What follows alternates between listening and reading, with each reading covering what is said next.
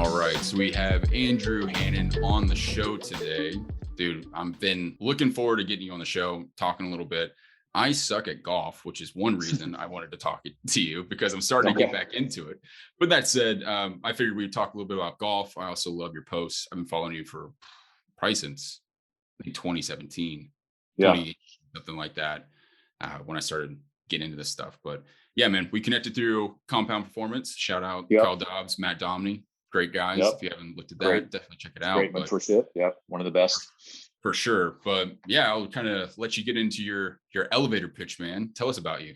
Yeah, man. Well, again, appreciate the intro. I live out in Arizona now. I'm originally from the Midwest. I know we talked a little bit about, where you're from and where you're living now. I mean, Kansas City. I grew up in a small town. It's called Baldwin City. It's about 40 minutes south of Kansas City. So it's kind of same thing, man. Like Mhm. we didn't we didn't have a stoplight until I was in high school. We had a lot of people that um, came into town were kind of wondering if there's more cows than people. So come from a really, really humble beginning, small town, and moved out to Arizona. It's been about 8 years now.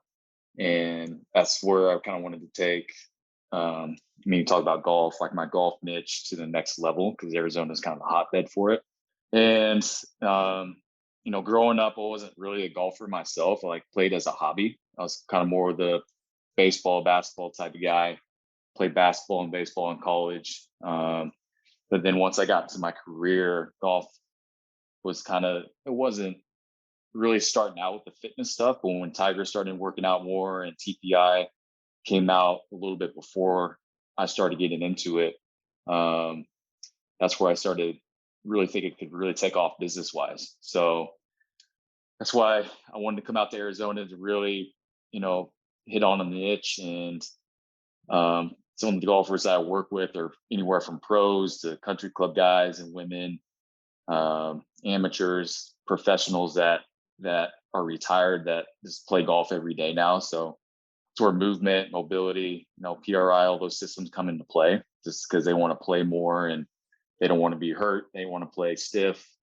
They just want to perform on the course and keep playing. So that's kind of where I come in, and that's a lot of my clientele is those people that want to play all the time and still want to get fitness qualities in, but they kind of see us to move better, play better, hit the ball further. All the buzzwords that we use to help people.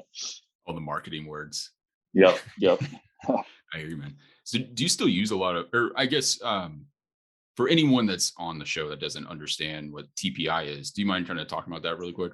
Yeah, sure. That's a good point. So TPI stands for Titleist Performance Institute. I mean, it's the golf system that everyone kind of knows what it is. The guys that started it are out in Carlsbad, and they have this huge facility, and they're at to the point now that they have all these 3D monitoring. They have TrackMan that they can kind of pinpoint kind of what's going on with the swing, and then find the imbalances through their screening on how to help players, and they kind of turned the whole system into it. So when I got certified 10 years ago, of course, there's different levels like TPI certified 1, level 2, level 3. Then there's different um, like levels of that as well. Like you can go like a medical route, you can go golf pro route, or you can go fitness route, junior route.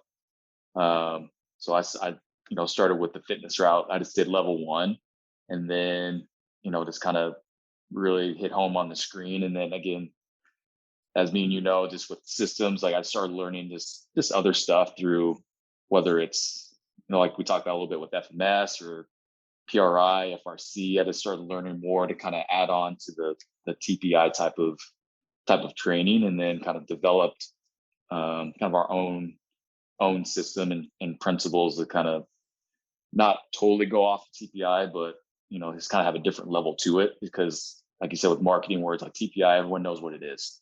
And that's kind of where we hit home with um, golfers that come in. They kind of, if they want the TPI screen, we can give it to them, but then we kind of start going towards more effective route and how we can really help people with our systems as well, our philosophy. Gotcha. Yeah. Tell me more about the philosophy because that's something interesting. And I wish because like PRI has, I took the PRI fitness course, and that was Mhm. it was a cool little course. And then I took Zach Couples Movement Matrix, which was sort of Yeah. it built off of that really well, I believe. Mhm. And also having the FMS under my belt. I haven't taken a TPI course, but getting into golfing, I ran through the screens and all of that. But I'm curious Sure. how you kind of mold that together and what that looks like. So if you don't mind elaborating. Yeah. I mean, just going through this, the people that we work with, because we work with, again, all kind of walks of life. So we have a bunch of not only golfers, but Gen Pop as well. But also we work with a lot of rotational athletes going from baseball players to UFC fighters. And that's a lot of what Brandon does, who's one of the owners. He's starting to really hit home with some UFC fighters. So when someone comes in, or just kind of, it's just this kind of what we've learned is with the consultation process. It's like always just kind of listen and know really what's important to them. So for me, my big niche is that kind of that 55 to 60-year-old retired person who's worked all their life, has a tough time moving in general, not to the point where they can't obviously walk or in total pain, but this more of like, they traveled all their life, they sit all their life, now to the point where they want to play more and they play, 3 or 4 times a day. So again, it's kind of listening to what's important to them. And then I can kind of establish kind of what screen or even what system kind of route I want to go. And that's kind of the golden nugget of kind of learning all these different principles, like you said, from couples to Hartman to again Spina with FRC. You could kind of take different buckets from all those systems and kind of play it into one. So that's kind of what I like to do, and then make a twist with traditional strength training. Obviously, they want to get stronger. Again, you can kind of tap into different resources that way too. So I just love to use different principles and kind of combine it with my own, but also just build that relationship with the client, and obviously help them set or reach their goals, but also help them understand like this is training is one of those things. I wanted to make a good experience for them to the point of like, we want to build this relationship, but also a lot of trainer or a lot of clients that I do have, I've trained for years since I've been here. And I Yeah. think it over time it gets tough because you want to be creative with them, but at the same time, like, I have to understand like they see me for a reason. That I enjoy their company, enjoy mine. And, as long as, the relationship's there and we continue to kind of grow and make adaptations, I think that's the key. Yeah, for sure. What's an adaptation or like a KPI that you use for like that niche that you have? Like, are you using like how far are you driving? Like how much rotation, thoracic rotation? Like, I'm kind of curious because what I do like about your content, man, is like one, I think you have a lot of super cool plyometrics that you throw in there, and I love the rotational aspect of that. And that's where I'm Mhm. like, okay, now I'm like listening to you talk about it. It's like, okay, I wonder what he's doing before that to kind of get a prerequisite, so that way that person can do that badass drill. Yeah, I think again, it's tough to talk about because, like I said, a lot of clients I've worked with for a long time, so I kind of know again the bread and butter of what works for them and what doesn't. But Right. for general sense, a lot of stuff that you see content wise, again, I'm posting a lot with some of the pros I work with, just because they can, for one, they can do all that cool stuff.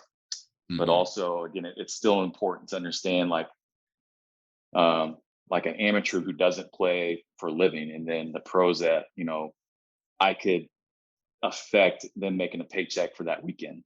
So it's always kind of having that communication of, um, you know, to or the in season or off season. Like right now, they're really starting to transition, especially males and females, into that in season. And um, so a lot of this is communication and making sure that we are hitting those KPIs we were talking about. And for them, the pros, it's just for me, I just want to keep them on the course, make sure I communicate with them and their coach that, okay, what are they working on swing mechanics wise, and what can I help with in the gym that might help them get in better positions. So for me, it's just about, I don't look at too much technical wise with their swing. That's all on their coach. But if I can manipulate a drill or bias a certain way where they want to load into their right hip better, I can do stuff like that. and then, hey, how does this feel? Maybe film them when they're going through their backswing with the club in their hand. Hey, that feels a little bit better. Okay, we accomplished something in the gym that you can probably transition into the course. Now, performance wise, stuff that I like to measure is, again, depending on the goal, especially with, I'll stick with the females because I'm working with a lot of females lately. Obviously, again, with speed, if they don't have, sometimes they'll have access to a TrackMan. I just kind of catch up or keep up with them. Like, okay, what are your numbers doing, during this time in the gym? Like we have a Kaiser machine that I like to use, like any type of like push pull rotational, like I'll catch numbers that way and making sure that, especially in season, that we're maintaining a certain number. And then also just some traditional performance stuff like, a med ball, chest pass, and I'll measure how far they throw, or like a broad jump. Sometimes if they're working with strength, like, or if that's one of their goals, like trap bar, I love just because it's pretty low risk. I can get them in a good position where we can test some good numbers. And then anything lateral, I'll do like a lateral jump, single leg into like a bilateral landing, and then measure that. So just making sure those numbers are kind of staying consistent across the board. And if their speed numbers are starting to decrease in season, I can kind of test those numbers in the gym and then kind of figure out, okay, how can we keep increasing or maintain these numbers where, you're feeling pretty good on the course and your speed numbers are staying the same. Yeah, that's interesting. Do you find yourself, especially like these people that are going to more in season, Hmm. do you find yourself having to make people more quote unquote like asymmetrical in a way, or do you try to keep them more symmetrical so that way you kind of get what I'm saying? Yeah, absolutely. I think it's tough to talk about. It's tough to explain to like the general public, but again, the pros that I work with understand it, because Yeah. anything they do on the course is gonna, again, they're gonna be asymmetrical anyway, based off of how much speed and everything they've written to one side, and they're swinging per week. It could be anywhere to upper, you know 300, 400 times a week, just with practice and then playing and then walking in different elevations on the course, and then they go putt for 1 2 hours and they practice for 6 hours. So it's like they're going to be asymmetrical anyway, but it's to the point where we try to find that line where it doesn't get too far one way. Hmm. But like you said, I'm not trying to make them balanced in a way, because that's not going to do anything for them. That could decrease their performance just based off of, if I'm trying to, like, you know you see that one foot's a little bit more pronated than the other. Well, that foot's probably pronated for a reason if you're a right-handed golfer, because they're really pushing off that side to get to the left. So I'm not trying to like work an hour just on, okay, let's work on your supination just on this right side. But it could be needed if they're having some stickiness with their trail side hip, or just with their backswing in general. So we might work on that a little bit. But to go back to your question, like in season, like I'm not trying to keep them symmetrical. It's just more of, are their rotational qualities staying where we want it to, and then not getting too, heavy on like bilateral stuff where it's like it compresses them too much where they lose a little bit of rotation, if that makes sense, especially in season. Yeah, they lose that athleticism that they need. Yeah. I mean, they rotate, they have to. So it's like, even then, it's just like, not pushing too much rotation either way, because that's what they're doing all day. What can Yeah. we do gate wise, or just even, push pull reciprocal wise, to kind of keep that strength and that range of motion where it doesn't affect them on the course. No, I totally get it. And I would even say, to just kind of bounce off of that, like 99% of athletes, except for strength athletes, are rotational. So they need that Hmm. aspect. I Exactly. think, Yeah. I remember my first like training job and like strength conditioning I was doing at UK. And I was like, oh, we got to push strength. We got to push strength. Like, it's like, no, Yeah. you're going to make everyone slower. And Yeah. then Yeah. I even found that in myself. Like, I started hitting heavy deads, heavy squats. And I did that for like 6 months and tried to sprint. I was like, oh my God. Yeah. My hamstrings are gonna snap off. Yeah. Yeah, right. Yeah. Like, Yeah. so slow.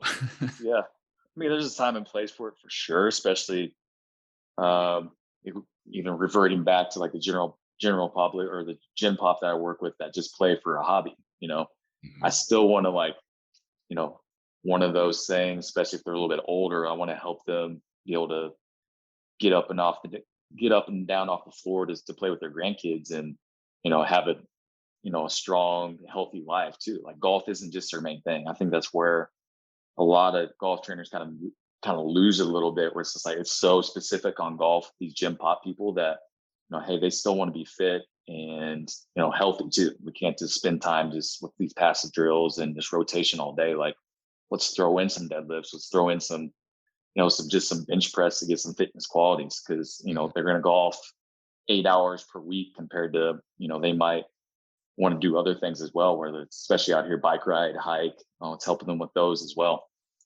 Yeah, totally. No, you gotta, and no, I definitely like that aspect. Again, you're meeting the person where they're at and their specific Mhm. needs, right? And that's, Yep. I'm sure you probably had that to some degree even before compound performance, but they definitely do a good job of drilling that in your head. It's like, what does a Yeah. person want to do in their life? Like, oh, well, they want to play golf, cool, but they also want to do the other things that you were just talking about, like Yeah. super 100%. important. And it's cool that we can do that in this industry. Like, I just, I don't think people take for granted like what training can truly do and how it can just make you so much better at everything that you do in life. And it's, when you add, I've said this on here before, it's like you can add 10 years to someone's life, just by getting Yeah. them to like keep their heart healthy, teach them how to get up off the floor. Like that's, Yeah. we don't think about that at all. And it's No, until I it's too think, late. yeah, I think what biggest thing, I think what I learned from compound is just, I was all about movement quality, which I think there's still value in that, but just, movement, just moving more. And that could Mm, be anything from, you know, taking a walk. And that might just be the activity most people do for the day. And that's okay. Now, as you start getting used to that walk, what else can we add? And that's again where we come in, where it's so cool. Even with the internet, being able to share information that people might not have known about in their area, just based off of certain biases or this information that hasn't hit certain areas yet, and they see that, we can teach them that and not make it crazy complicated to the point of like, you still got to work hard to have certain adaptations and reach certain goals, but moving more, just getting up instead of driving to get some coffee then from your work day, like why don't you go walk and get it, or if that's accessible to you. you tell people to walk the course instead of cart ride. Yeah, I mean, that's probably the easiest thing to tell people is like what kind of cardio I should be doing to improve my golf game. I was like, well, maybe try walking the course. Right. And it's there's so much value in that. And How many I steps can think, you get with 18 holes? dude, it's crazy. Like I wore my heart rate monitor one time playing, and I remember of we course posted about that. yeah, it's wild.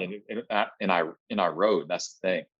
And again, we can argue all day about this metrics and wearable technology, but it's like I wore a heart rate strap, one of those, and I was just using like the Polar app. And for a 4 hour round riding, I burned like 2,000 calories.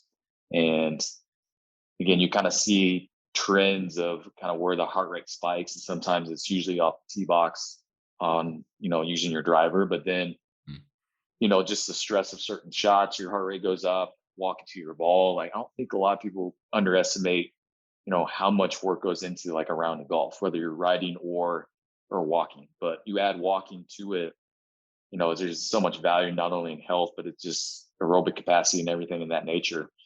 But if you add that, 2 or 3 times a week, like that could be pretty stressful for most people who aren't used to moving that much. So just adding, I mean, even walking 9 or challenger, whoever you're playing with, hey, let's just go cart path only today, just to add a little bit extra to this workout. I think a lot of people underestimate, like they think, oh, I'm just walking, and then if they haven't walked before, they come in and they're sore everywhere. They're surprised that people, they get so stressed out and they're sore just from walking or even carrying a bag. yeah. No, I remember my first 18 holes that I just even rode for. I was like, Yeah. oh my gosh, like I'm exhausted. Like, Yeah. why? Like, I'm just hanging out, like hitting a ball, and it's like, man, I'm so tired right Yeah, now. I'm tired. Yeah, it's hole 11. Yeah, exactly. It's like, man, Yeah. God. And then of course my golf game gets even worse at that point. I'm like, oh shit, here we go. Yeah. But Yeah. Especially if the oh, drinks are flowing and if you're at exactly. that type of game. Yeah. Yeah. Do you think there's any merit to training the other way? Like instead of like, okay, you got a right-handed golfer and then you're trying to make them swing to the left. Like obviously I think that would be more of an off-season thing to do, but is that something you play around with? Honestly, man, not too often. I mean, I know there's research and studies out there, especially with certain training aids, like the big ones, like super speed sticks, which is pretty much if anyone's trying to find a fast track way to gain speed. Mhm. There's these weighted clubs that it's a big um, thing not only for the pros right now, but a lot of amateurs love to use them.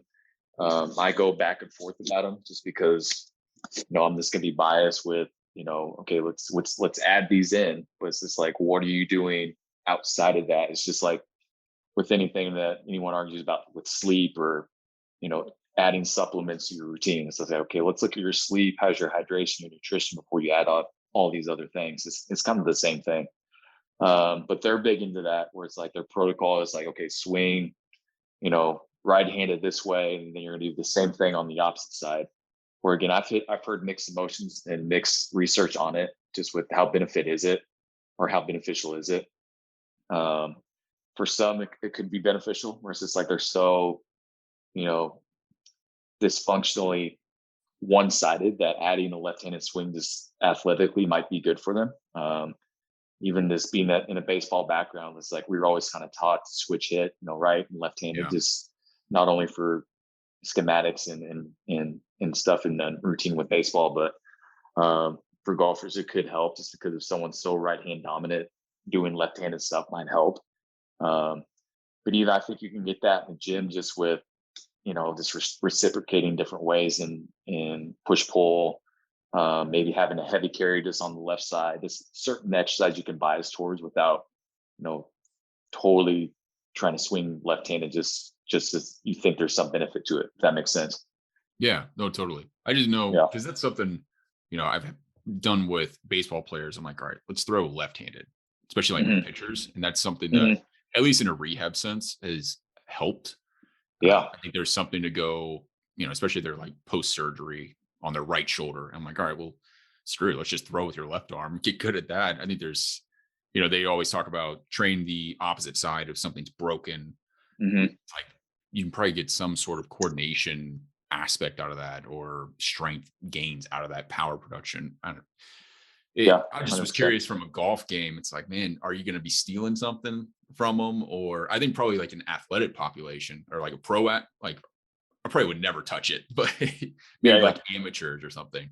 Yeah. I think there's benefit even just the older population I work with, just adding different um, just whether it's hand-eye coordination stuff. Like I love this the sense of play, like adding tennis balls and Hmm. just having them catch it on one leg or just like having them be athletic because you'd be surprised just just how much athleticism we lose as we get older, even just from like me tossing a tennis ball to someone and then trying to catch it. Yeah. And then in my sense, where I think I'm still like 23 years old, like if we throw the football around, I try to run like a quick slant, like how unathletic I feel just from not being able to not practicing or even training in a way where it's like I'm running and not looking straight ahead, or I'm trying to make a cut and I don't know which way my body's going to go. So think about that 40 years from now with you know 6-year-olds I work with, just being able to walk and me throw a ball to them. Their nervous system is going out of whack, and they think it should be easy, but it's just something they haven't practiced in a long time. So I think Yeah. there's just a lot of value in that, just from you know walking and looking different direction, having your eyesight kind of go up and down, all that vestibular stuff. But that's why out here hiking's so big. I push hiking too, just because your eyesight's kind of looking up, in a different lens. You're not just so focused on your phone or just straight ahead. You kind of look at different horizons from the mountain, or just looking at the cactus for a while as you hike. Like there's so much quality in that. Yeah, definitely. I just got back from Denver this past weekend, Hmm. and that was something that because I'm living in Seattle, was like, man, we were hiking every single weekend. And I moved here to Cincinnati, and it's like, oh God, there's nothing around here. There's no hikes. Yeah, So it's like we got some I hills, but it's so flat. was gonna say it's a pretty flat there. I've never been to Yeah, man. You go Ohio. like 20 minutes north and it's barren. I'm from Kentucky originally. So like we had Okay. hills, we had all, it's Yeah, I've beautiful out driven there. through there. Yeah. Yeah. But like Ohio's super flat. And that's something it's like, I, anyone that I've met here, I'm like, let me see your steps. I want to see your steps. And everyone averages like 3,000 steps a day. It's because there's Oh, really? nothing, There's yeah, just there's nowhere to walk to. nowhere to walk to, man. Like, I mean, it's kind of, yeah, it's just, it's Ohio. It's what you would expect. But, being out, I actually asked my client today, he lives in New York. And I was like, Okay. what are you averaging right now? And like yesterday, he got 34,000 steps. Oh, wow. And I was like, dude, that's insane. And he averages 25,000. I was like, Really? Is it because he's walking to work and everywhere? Just what's he? everywhere, everywhere. Wow. He's got a car too. He's like, oh, I don't use Hmm. it. I just walk everywhere. I'm like, geez, man. Like, Wow. I know that was a lot of steps. I was like, well, okay, Yeah. we can check that off the list. Let's talk about your diet instead. Like, Yeah. You getting your moving in, but what's going on with what's going in your mouth? exactly. Yeah. So, um, I wanted to dive in a little bit because I've seen you post, and I think it cracks me up, man. And if you want to go off on a tangent or if you don't want to, but you post some of your older content, and it's like more of the Mm. stretchy type of TPI, like, cars and all that. And then what you've been posting as of recent, and it's almost that you get more people who want these older drills that you do. Hmm. And I was just curious what and why. I mean, do you think it's like a sensation thing that people get with these exercises? Is it just like visually like they look more intense versus what they may need? Dude, that's a. I'm glad you brought this up, just because Are we you can getting talk triggered right about. now? No, just it's hard to get triggered over something little like that. But I Yeah. think in our industry, I mean, we could talk about this for days. But I think just like what we talked about before we start recording the call, just with like depending on where someone's at or what they learn, or if there's an area of where, like you said, FMS is just kind of, it's a hot thing right now in Ohio, where um I couldn't tell you in Arizona there's so much stuff going on in Arizona, like I mean, just from rock climbing to orange theory, there's everything out here. So I don't really see what people are doing, but just from my own experience and what people reach out for me content wise, and questions they ask, and what I've seen that's popped on IG, all that. So that's kind of how I've built a little bit of my following. Like I started with just posting drills, and it was a lot of like hip mobility stuff. And for a while, I was like the hip mobility guy. I have a Mhm. whole program, and that's probably where you saw that. I have a whole program that I made in 5 years ago, and it's nothing but FRC stuff, in range, pails and rails, you know, isometric holds, and a lot of people could see benefit in that. But Mhm. now I see it, in 2022, it's just like, okay, is someone really going to sit down and do this for 20 minutes a day for 30 days? And it's just nothing but hips. So now it's just like, okay, how can I play it where there's still some value there? Okay, this could be something you could do on top of your training, or do it as like a recovery session, instead of, their mindset thinks like, okay, this is going to solve all of my problems, from pain to, hitting the golf ball better, to loading hip, to, you know, lifting. You can go any route. I think there's just so much information out there that people get flooded, and then if something doesn't work, they just go on to the next one. So it's just kind of funny to see people's reaction, or even, if I'm being sarcastic on IG, or if I post something like, hey, this is something, if I'm sneaky in the post, like, this is still beneficial, but it's just like, I don't do this anymore. And just see the comment section go and say, oh, I can't wait to try this later. It's just like, can you send me more drills like this? Like, I just try to figure that out, and just try to understand people's mindset, um, and everything like that. Like, we could talk about it forever, but it's just like, it's a quest of mine to kind of figure it out, but I don't think I ever will. I think there's something to the sensation that some of these moves bring, like Hmm. stretching, for example. Yeah. Or, Yeah. I even look at like David Gray, like that's someone Hmm. who I want to get on the show and ask him about this. But you look at his like hip bridge with a calf raise on a foam roller, and that those co-contractions, dude, I mean, sensory overload. Like you're gonna get Yeah. a cramp. Cramping right away. Yeah. Yeah. And so like people love that. It's like, man, I'm doing work. Or I feel this. Like I think that's something that people hold on to. And then you give them some of these other drills, like, you look at PRI and, Yeah. I butchered PRI drills forever because I was like, I got to feel abs. I got to feel hamstrings. If I'm not Yeah. cramping, I'm not doing it right. Yeah. And it's Big breath, and I gotta feel this, and yeah. right. And I think people look for that because they think that that effort is going to lead to a change. Hmm. When in reality, at least the client that I work with, it's like, I need you to pump the brakes. Like maybe Yeah. I just Yeah. need you to feel a very specific thing or sense something and, go on that walk. Go just look out into the open, just take a big deep breath. Like Yeah. that can, that's a whole nother like path. And, and maybe it's even something that's even bad just because of like, we look at social media or just always being, what's the word I'm looking for? We're, we're always in something, right? What's the word I'm looking Yeah. for? I can't think of that. I know. I'm Whatever. trying to think too.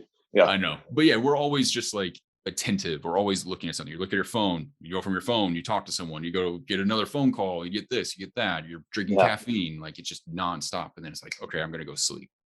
Yeah. Yeah. Yeah. Right. Right. So Um, no, I totally agree. I think too, with you're talking golf sense too, and what people see, especially on TV, the 1% or pros on the PGA Tour, like they see how mobile and flexible and how far their range of motion is. And, again, 90% of the population is not going to be able to do what they do, and they still mhm, think they can. Um, but then how to get there is, like you said, to take a certain stretch through a range of motion, and then, like you said, feel that sensation of, okay, the stretch feels good. I'm just going to keep doing this, but not having any type of thought, okay, now I have to perform this complex movement of hitting a little white ball on the tee out to an open area accurately, you know, all that's going to go away.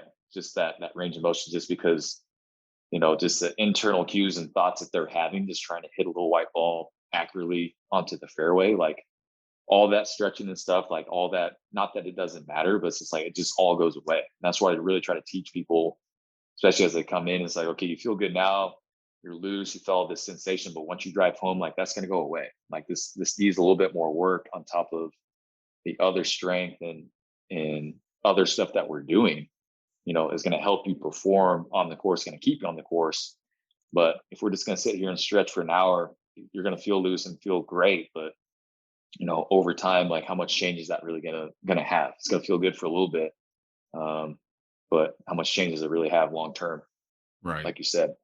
Well, I mean, you tell me, especially with golf, like more range of motion doesn't mean you're going to perform better. That's essentially what you're Right. saying, right? Like Yeah. there's the range of motion doesn't equate to athleticism all the time. I don't think. 100%. No. Right. I think Yeah. maybe certain, like again, your older clientele, they probably just need that stretch. Like give them the range Hmm. of motion. They need that to some degree. But you get someone who's an amateur, like you don't need them stretching nonstop. You probably need more of like a, I don't know, what would you do? Would you rather just have them practice hitting the ball with good technique, like over and over and over, or would you like give them certain cues? Like what does that look like? Like, Yeah. It's a vicious cycle, man, especially with golf, because it's like, even with, same with our industry, it's just like there's just as much with golf teaching and do this drill to perfect this and 5 drills to help with this. Like it's just nonstop. So it's just, hopefully they have, again, a competent coach that helps them during the practice session. And I'm just big with this external feedback on the course, whether it's like, okay, big swing fault for most players is early extension, mhm, where like your pelvis humps towards the ball as you go down through your downswing. So a lot of people can't access, you know, their posterior hip or their pelvis isn't dynamic enough to hold that position to, hit it like the pros or hit it like they want. So they early extend, hump towards the ball. And a lot are looking for stretches that help them sit their butt back. And how do I get in this position where it's just like, that's such a hard position to access, especially if you don't have, like you said, the prerequisites to get there. So what do we do in the gym to get there? Well, you know, basic stuff from, deadlifts would help, retro walks would help, maybe a little bit of like a pigeon stretch to open up that back hip. But the best work you're going to do is going to be on the range and just having I like to use like a dowel rod or even something that's going to maintain like on your pelvis or butt, and just practice swings that way. That's going to reinforce some of that, um, the mechanics that your body's going to start to learn, instead of like, okay, we'll do these stretches in the gym. But it's just like, if you're not going to do on the course, you don't perfect that skill on the course, like it's not going to do anything. Right. That's where hopefully the coaching comes in, where it's like, okay, you want this position, this is what we're going to have to work on the whole time, and Mhm. do that for, just like with training. Okay, you want adaptations, we're going to have to do this for a certain amount of time, and we'll sprinkle in some other accessory work that's going to help with positioning and hitting the ball further, face contact. But I think a lot of people, like, again, if something doesn't work or helps, especially with golf, like, it's going to work for a little bit, and if it doesn't anymore, just find something different, Yeah. right? And that could be from grip to, you know, what's my torso doing in the backswing. Just with like training, it just goes so many different ways. So Right. I'm big on this practice, and taking little external feedback things on the course, and that's the best you can do. Or if you want to do it in the gym and spend time doing it in the gym, like, we'll grab a club and make a few swings and see what changes we can make just from a physical standpoint. But usually the skill, if you want to master the skill, like, you have to do that thing. That's kind of what a lot of people say. Yeah. The best advice I got for golf was I think it's all honestly, like, there's a couple of guys that are older that are on the Mhm. range, and they would just be like, yeah, if you want to get better at golf, you got to play golf. Yeah, dude, it's so simple. Yeah. It's that simple. And even the guys, again, I train that play all the time. They're always looking for a way to kind of get that extra, whatever it is. They could be, hey, I hit it, I shoot in the, you know, high 70s, but I want to shoot in the low 70s. So it's like that difference of scores. Like, there's so many variables that come into play. So it's like, you're pretty good. Like, they spend so much mental time just trying to perfect certain things. Just like, we want you to just relax and play for a little bit, Yeah. you know, have some fun. Yeah, exactly. I think that's a good point right there. Just like go have fun with it. Like stop being taking it so seriously. And Well, yeah. it's good to have that goal. And it's almost like, some of my clients, not golf related, but I take that approach. I'm like, hey man, like, okay, you're focused on this number, like power lifters. You're like, oh, Okay. I want to hit this number. I'm like, okay, that's probably like 4 to 6 months out. Like, Hmm. I'm glad you got this fire right now, but like, I want you to take that fire and apply it to maybe just some consistency with this stuff right now. Like, Hmm. set up that environment, go on your walks, hit your 10K, do this, do that. And we're going to ramp up eventually. Like, don't worry, we'll get there. But Yeah. like, just enjoy the process. Yeah. Hey, That's the hardest thing. right, man. Again, we all Because get then, impatient. do you find it too? Like, again, I think some people, even myself, like, you get infatuated with the goal. It's just like, you don't really know what to do when you get there. It's just like, okay, you kind of ask them, like, okay, you've hit this number. Okay, now what? Now what are we gonna do? And Yeah. you kind of look at the history of kind of how you got there, and a lot of, especially clients of mine, have kind of lost. Like, yeah, I did take a lot of work, and I realized that. But it's just like, now I want to do this. So they kind of forget like the process and all the work they put in, Right. and kind of where they stood. So I didn't know what your experience was with, Man, once they hit a like, certain number, like, what happens. right. And that's where, I talk to people too, because again, they're also seeing me because they've had some injury, it's been chronic, something like that. And they're trying to either stay in the gym or continue to compete, whatever they're doing. But, I really like Dr. Mike Israel's approach to training Mm-hmm. and Okay. how, yeah, he's like, even just like adding weight to the bar or anything like that. He's like, I want you to add maybe 2.5 pounds every 2 weeks, every month. Wow. Right. So he's Okay. like looking at this as super macro. He's like, I don't care what you're doing this month. I want you to stay consistent. But think of what 2.5 pounds every month looks like over a year, over the next 2, 3 years. Like that's a Yeah. good amount of weight that you start Oh adding to yeah. the bar. Right. And Yeah. so with that approach, it then tells it one, you get consistency. You get people with like buy in. It's like, oh, this is a lifestyle. This is something I need to continue to do for a long time if I really want to hit these goals. But you also, I think it gives people time to truly adapt.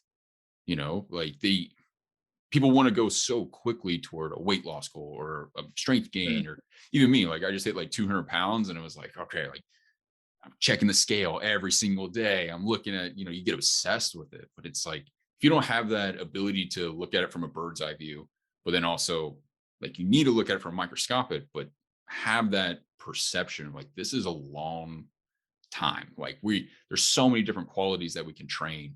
And that's where I've really been focusing my time as of lately. It's just like going back to periodization. Like, how can I Mhm. like look at a huge, like an annual training plan, and like, what does that look like for someone? And I might not even have someone for a month, but I'm still looking at it from there. And I'm talking to them like that. I'm like, this is what we're, next year from now, what are you doing? Right? Like, what is Yeah. that going to look like? So, I mean, it's tough though. Like that's where I think it starts to turn into an art form in some ways, but Yeah.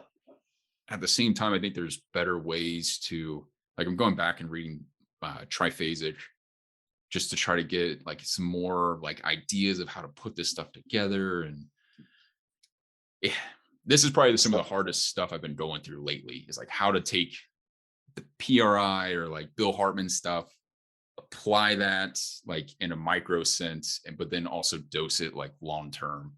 Yeah.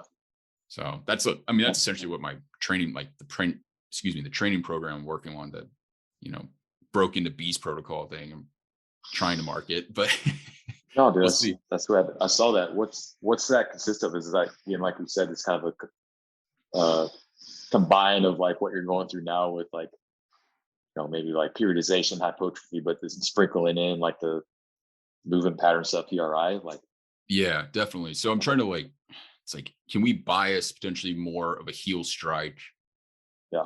during like this month of programming, or maybe do I need to take that and apply it to like the end of a workout versus the beginning of a workout, and Hmm. how that can kind of look over time. And it's like having these qualities in 1 month and then maybe a little bit more mid stance and like strength gains in the Yeah. next month. And then let's go into a power phase, or it, trying to like cycle those together.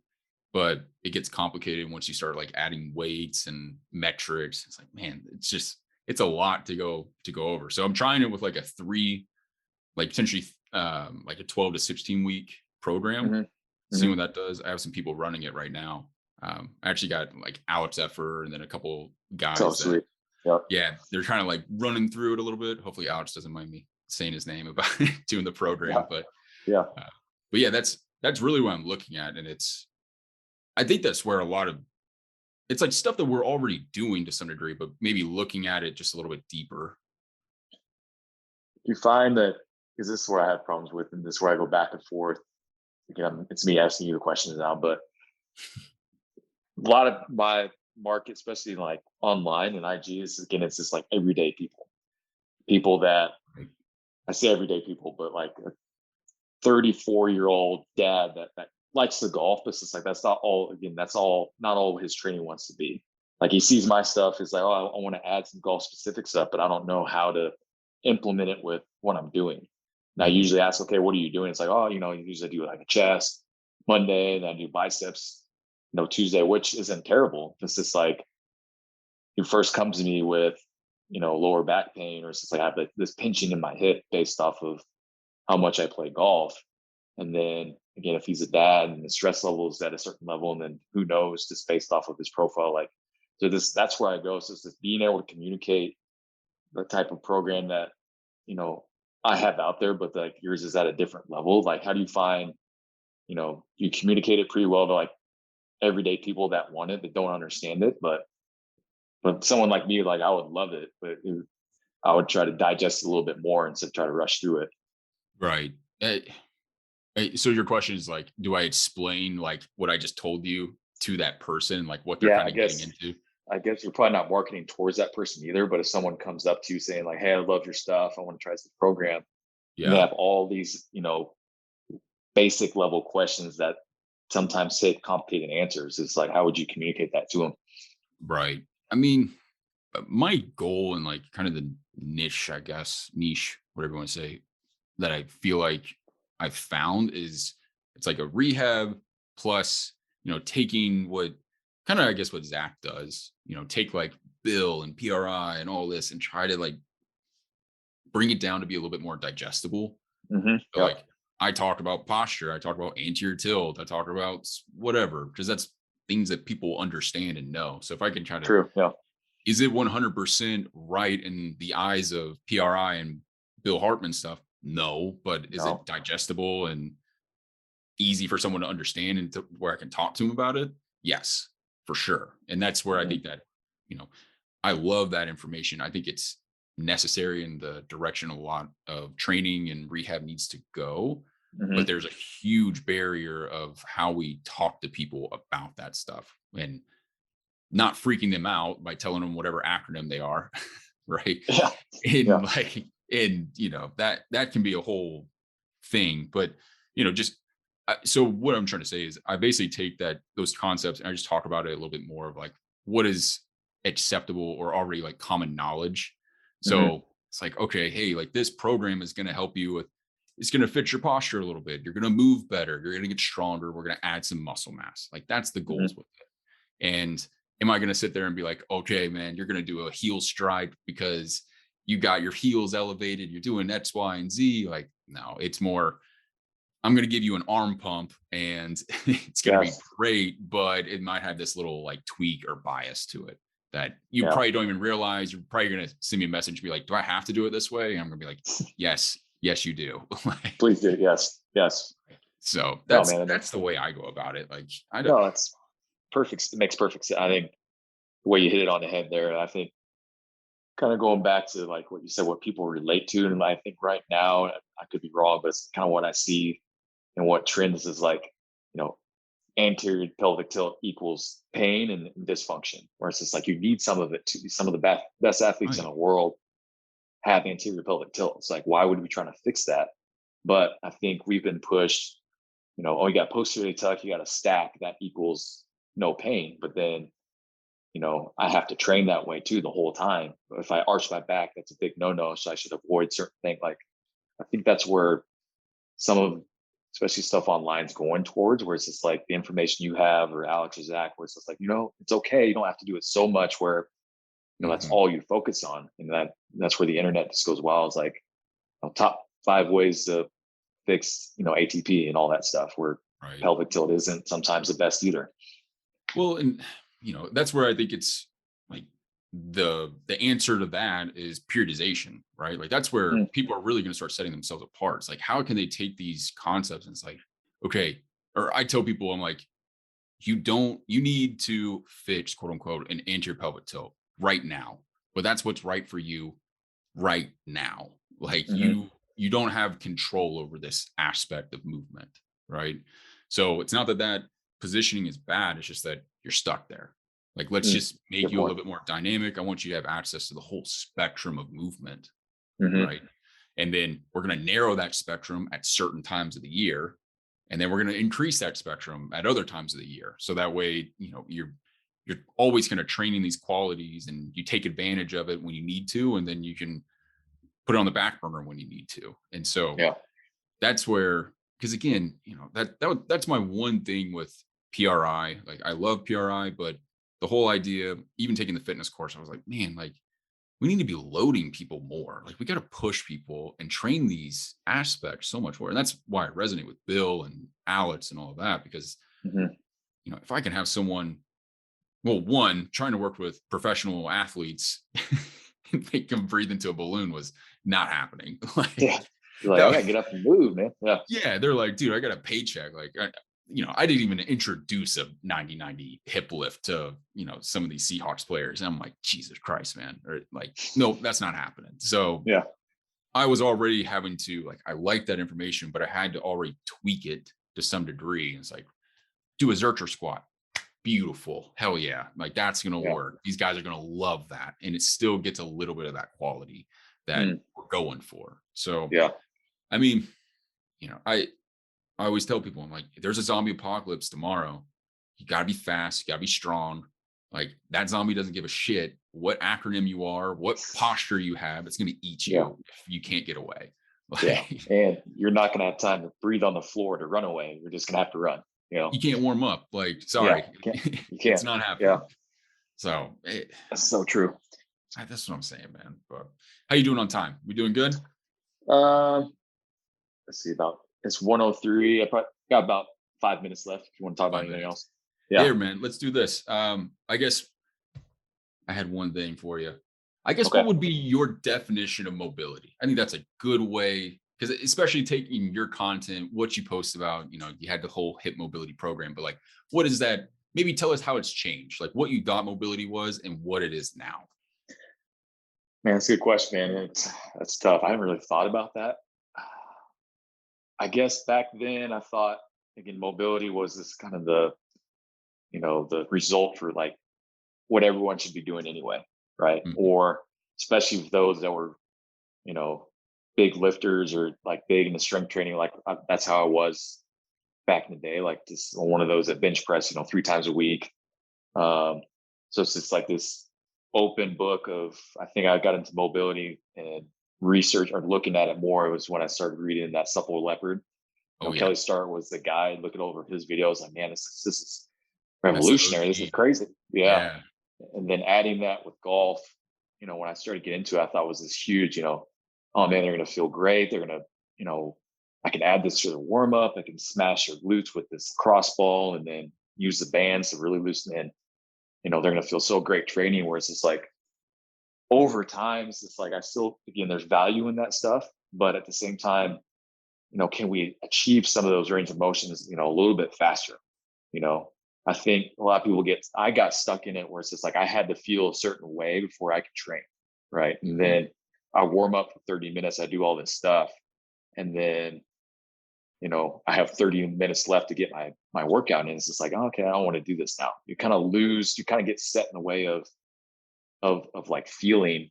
And then where it's just like you're always gonna depend on age and goal and kind of where you're at in your life. There's always going to be something lingering, right? Especially if you're into fitness, into strength training, even into the mobility. It's like there's always going to be something. Like you're not going to feel perfect all the time. So once I got out of that mindset and then started looking more at like, okay, kind of like what we just talked about, like, can I load a person in a good position? And does the range of motion look good enough without pain?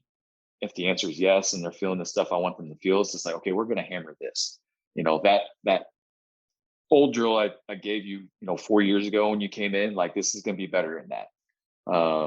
Because I just think, if you load a good position and it looks and feels like, a mobility drill that I did 4 years ago, I think it's to me, it's just better, and then you're going to get certain ranges and be stronger in that position and you're going to get there faster. Whereas it's like, I still think floor work, passive work, breathing, like there's still value in that. I just think it's more, you can't just have it and do it just to search for a certain feeling before you train. Like you could do that stuff. Like if you're looking for a down reg or something to do at night, okay, that stuff's perfect. Like I give that stuff out all the time because people love that long day.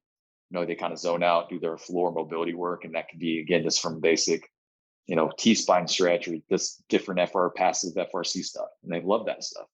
But if they're looking to achieve a certain adaptation, okay, we're gonna have to work a little bit. I'm gonna load you in that position, but it's gonna look different. You're probably standing up. You're not gonna be on the floor, or you're doing some type of rolling pattern. So that's where it's kind of changed for me. It's just like the strategies I feel are a little bit different. I still think the passive stuff on the floor is so important. I still add that into some sessions, especially if people like it. Because you get to a point you push them too far, it's just like, okay, they have to play that day, or they have a long travel day. It's just I have to kind of keep that communication up just so I know, okay, I can't push them too far, because sometimes some people get a little weak minded where they get so used to a certain way.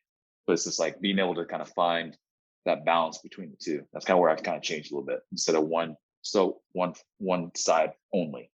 Gotcha. Yeah.